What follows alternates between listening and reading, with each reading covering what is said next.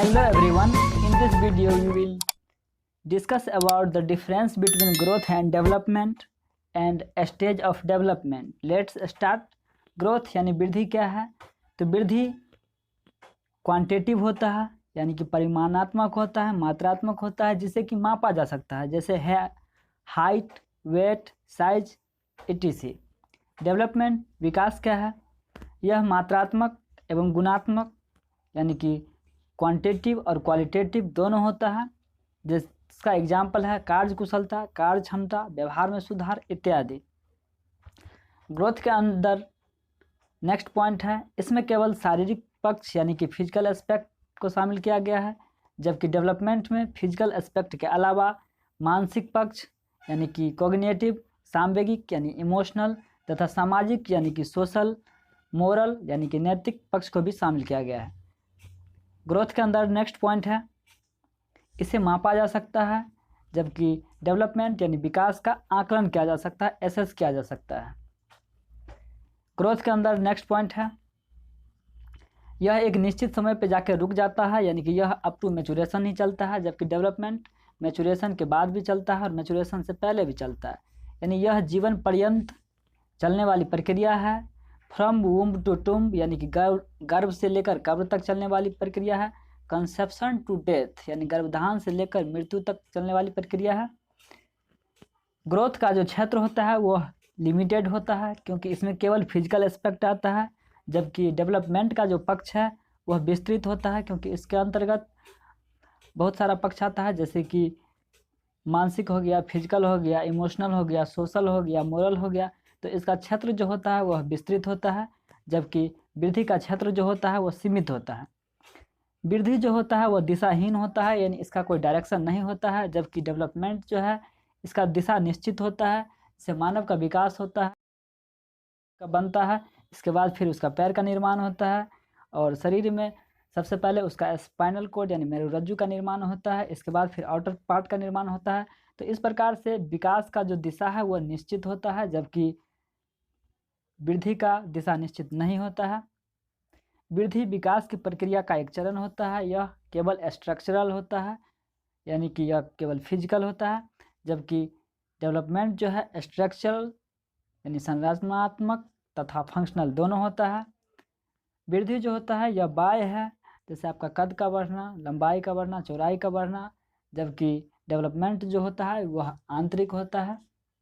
तो इस प्रकार से हम ग्रोथ एंड डेवलपमेंट का अंतर्गत जो भी डिफरेंस था उसे देख लिए। अब एस्पेक्ट ऑफ डेवलपमेंट देखेंगे, विकास के आयाम। तो इसके अंतर्गत पहला आता है शारीरिक विकास यानी फिजिकल डेवलपमेंट। फिजिकल डेवलपमेंट जो है वह शैशवावस्था यानी इन्फेंसी, जो कि 0 से 2 वर्ष का अवस्था होता है, इसमें सबसे ज़्यादा फास्ट होता है। इसके बाद बाल्यावस्था यानी चाइल्डहुड जो 2 से 12 वर्ष का अवस्था होता है, इसमें स्लो हो जाता है। फिर एडोलोसेंस यानी किशोरावस्था, इसमें इसका रफ्तार फिर फास्ट हो जाता है। तो फिजिकल डेवलपमेंट को भी 2 भागों में बांटा गया है, उसे आप देख सकते हैं। पहला है ग्रोस मोटर डेवलपमेंट, स्थूल गतिक विकास। इसके अंतर्गत बड़ी मांसपेशी यानी लार्ज मसल शामिल होता है, जो बैठने में, खड़ा होने में, चलने में, दौड़ने में मदद करता है। वहीं फाइन मोटर स्किल यानी सूक्ष्म गतिक कौशल में हाथ की छोटी मांसपेशी शामिल होता है, जो कि लिखने में, पेंटिंग करने में, फेंकने में मदद करता है। तो आपसे पूछे कि एक बच्चा है जो अपने उंगली से पकड़कर गेंद को फेंक रहा है, तो इसमें कौन सा आएगा, फाइन मोटर या फिर ग्रोस मोटर? तो इसमें आंसर हो जाएगा फाइन मोटर। तो इस प्रकार से आप ध्यान रखेंगे ग्रोस मोटर डेवलपमेंट को और फाइन मोटर डेवलपमेंट को। मानव शरीर में मांसपेशियों की संख्या 639 होता है, वहीं मानव शरीर में हड्डियों की संख्या 206 होता है, जबकि नवजात शिशु में हड्डियों की संख्या 300 होता है। तो इस प्रकार से हम फिजिकल डेवलपमेंट देख लिए। अब अगला नेक्स्ट है मानसिक विकास यानी कोग्निटिव या इंटेलेक्चुअल डेवलपमेंट। मानसिक विकास जो है वो मस्तिष्क से रिलेटेड होता है। मानसिक विकास के अंतर्गत जो है सोचना, तार्किक चिंतन, स्मरण, अवलोकन यानी ऑब्जर्वेशन, समस्या समाधान, प्रॉब्लम सॉल्विंग, निर्णय लेना, डिसीजन आदि शामिल होता है। यह पूरा का पूरा मस्तिष्क से रिलेटेड होता है। इसके बाद है सांवेगिक विकास यानी कि इमोशनल डेवलपमेंट। इमोशन क्या है? संवेग। तो यह संवेग जो होता है वो है भय, क्रोध, घृणा, उदासी, आश्चर्य, स्नेह, खुशी, प्यार, गुस्सा, ये सब है आपका इमोशन। इसके कारण आपका व्यवहार में परिवर्तन होता है। जैसे आपको किसी पे गुस्सा है तो आपसे ठीक से बात नहीं करते हैं, तो ये आपके व्यवहार को जो है इफेक्ट करता है। संवेग, अपने संवेग को व्यक्त करना, समझना तथा इस पर नियंत्रण करना सांवेगिक विकास के अंतर्गत आता है। जैसे किससे कितना प्यार करना है, किससे कितना नफरत करना है, ये सब इमोशनल डेवलपमेंट यानी सांवेगिक विकास के अंतर्गत आता है। 3 वर्ष की अवस्था में बालकों में सभी संवेगों का विकास हो जाता है। नेक्स्ट है भाषाई विकास यानी लैंग्वेज डेवलपमेंट। भाषा क्या है? भाषा के माध्यम से हम अपने विचारों को अभिव्यक्त करते हैं, बोलकर, लिखकर। तो भाषा है माध्यम है एक प्रकार से अपने विचारों का आदान प्रदान करने का।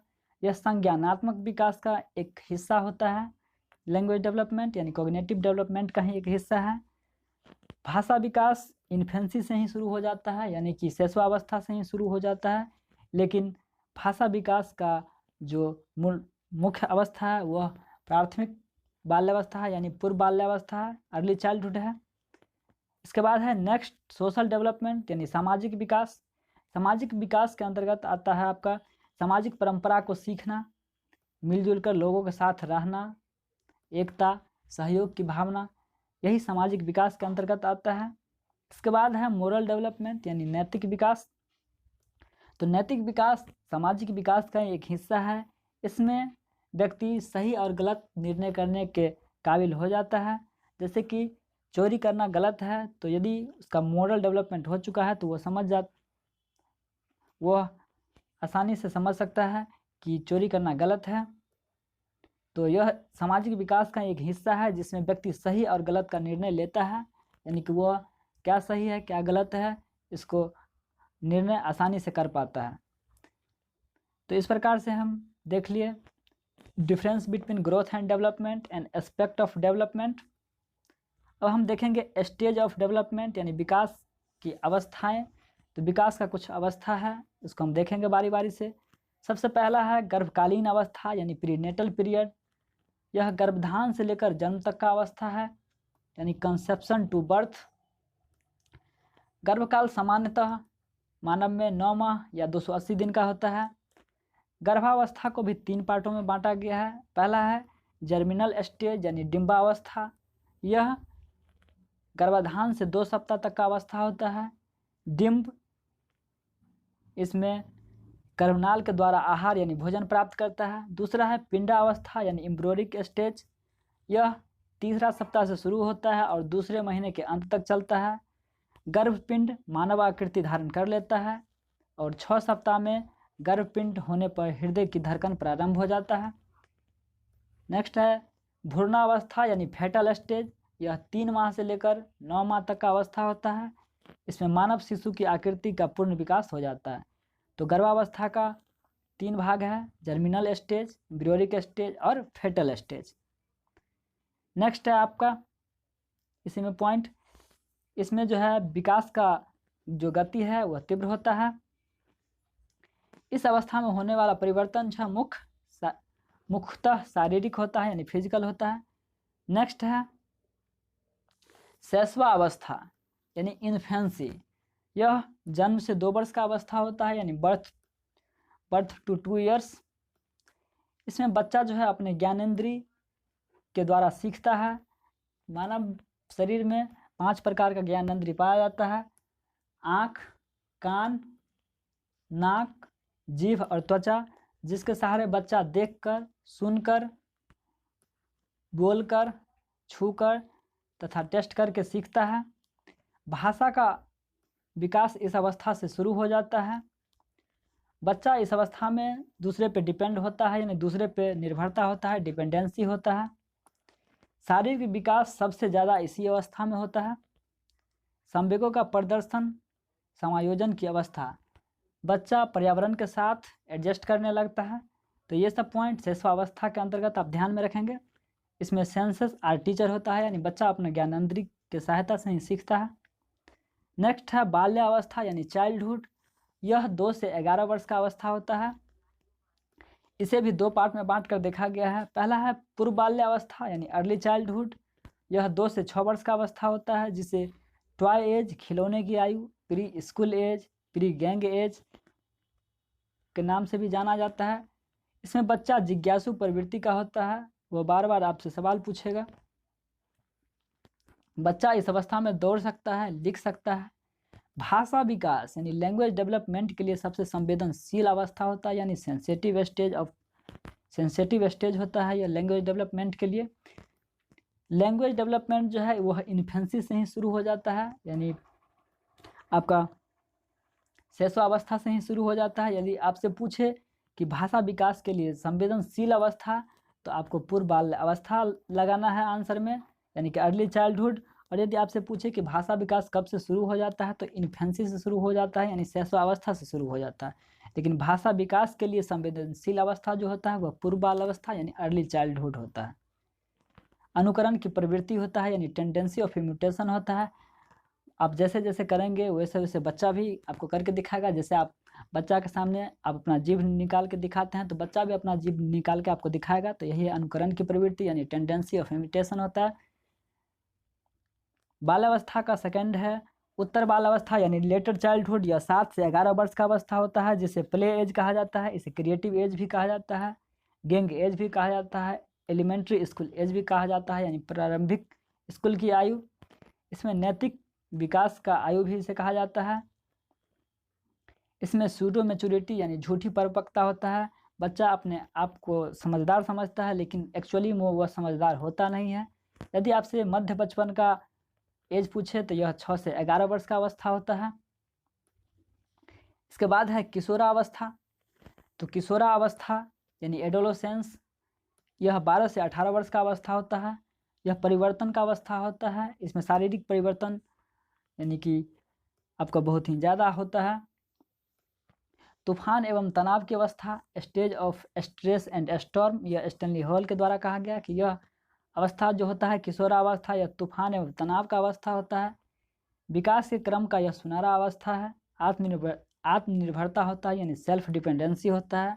और व्यवसाय चुनने की यह अवस्था होता है। विपरीत लिंग के प्रति इस स्टेज में काफ़ी अट्रैक्शन होता है, यानी strong attraction from opposite sex. नशा या अपराध की ओर उन्मुख होने की संभावना रहता है इस अवस्था में। समूह के सक्रिय सदस्य होता है, यानी एक्टिव मेंबर ऑफ ग्रुप होता है।